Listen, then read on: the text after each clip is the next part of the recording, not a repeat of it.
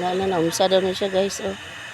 Pero ingon sa doktor, bago ni siya gawa sa mental, pero ingon sa doktor, hayaan lang daw siya. Diyan siya sa harap ng bahay ni Sarge. Yan. Yan siya.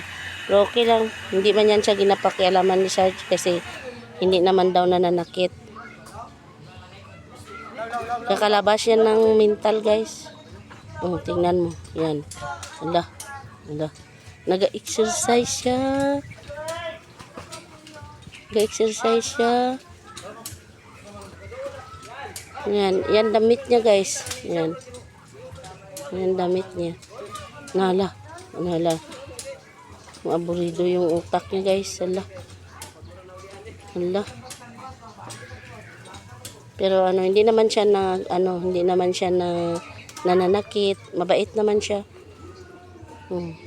Hindi siya nananakit guys.